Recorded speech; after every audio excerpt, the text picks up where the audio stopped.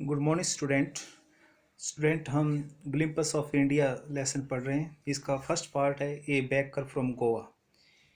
इसके ऑथर हैं लुइसियो रोड्रिग्स। इसके ऑथर हैं। तो आज हम सबसे पहले इस लेसन की जो बैकग्राउंड स्टोरी है वो बताने जा रहे हैं कि इस लेसन में क्या क्या बताया गया है।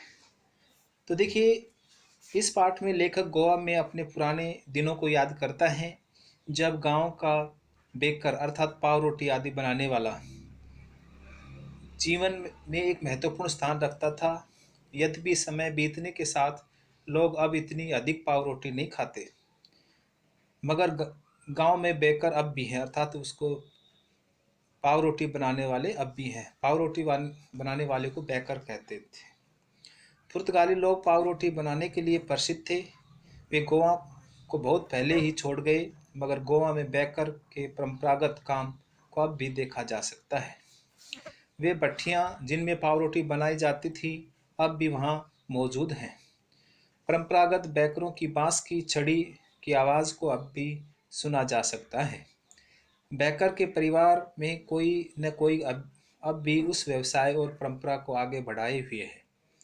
गोवा में इस बेकरों को आज भी पैदर कहा जाता है। गोवा में इस बेकरों को क्या कहा जाता है? पैदर कहा जाता है। लेखक याद करता है कि एक बेकर गांव में रोज 2 बार आता था। वह लेखक का मित्र एवं पथ प्रदर्शक होता था। उसने बांस की एक छड़ी उठाई होती थी। इस छड़ी की आवाज से लेखक और अन्य लोग नींद से जाग जाते थे। अलग अलग घरों में नौकर पाव रोटी खरीदते थे, मगर लेखक पाव जो रोटी को खरीदने के लिए बेकर के पास भाग कर जाया करता था। बेकर की बांस की छड़ी विशेष होती थी। उस बांस को जमीन पर पटक कर वह झिंग झिंग की आवाज पैदा करता था। बेकर एक हाथ से अपने सिर पर पाव रोटी की टोकरी को सहारा देता था और दूसरे से वह बांस को जमीन पर पटकता था। जब भी कोई उसके पास पाव रोटी खरीदने के लिए आता था तो वह टोकरी को बांस पर रखता था। लेखक और अन्य लोग उसकी टोकरी को देखते थे। उन दिनों में गर्म चाय के साथ पाव रोटी खाने का रिवाज था। लेखक पाव रोटी का इतना शौकीन था कि वह इसे खाने से पहले अपने दांत भी साफ नहीं करता था। गांव का बेकर प्रत्येक अवसर पर विशेष तौर पर महत्वपूर्ण होता था। गांव वाले उस मीठी पाव रोटी जिसे बोल कहा जाता था, मीठी पाव रोटी क्या कहता था, जिसे बोल कहा जाता था, कि विशेष शौकीन थे। इन मिठाई पाव इस मीठी पाव रोटी के बिना शादी के उपहारों का कोई अर्थ नहीं था। क्रिसमस एवं अन्य त्योहारों पर सैंडविच, केक और बोलिनाह बहुत जरूरी होते थे। ये पाव रोटी से बनाए जाते थे।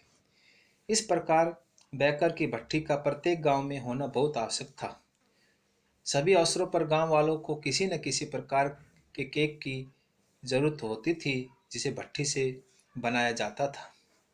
बेकर या पाव रोटी बेचने वाला एक विशेष प्रकार की पोशाक पहनता था। इसे कबाई कहा जाता था। उस पोशाक को क्या कहा जाता था? कबाई। यह एक ही टुकड़े की लंबी फ्रॉक होती थी। यह उसके घुटनों तक आता था। लेखक के बचपन के दिनों में बेकर ऐसी पैंट पहनते थे जो पूरी लंबी पैंट से छोटी होती थी और आधी लंबाई की पैंट से लंबी होती थी। आज भी अगर कोई आधी लंबाई की पैंट पहनता है तो कहा जाता है कि उसने पैडर जैसे कपड़े पहने हैं। बेकर अपना बिल आमतौर पर महीने के अंत में लेता था। घर में बेकर के महीने भर के हिसाब को किसी दीवार पर पेंसिल से वो लिखा जाता था। उन दिनों में पाव रोटी बनाना काफ़ी फायदेमंद कारोबार था।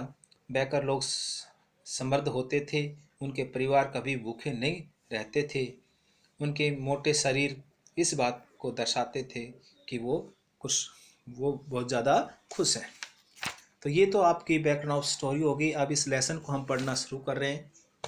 देखिए, our elders are often heard reminiscing nostalgically about those good old Portuguese days.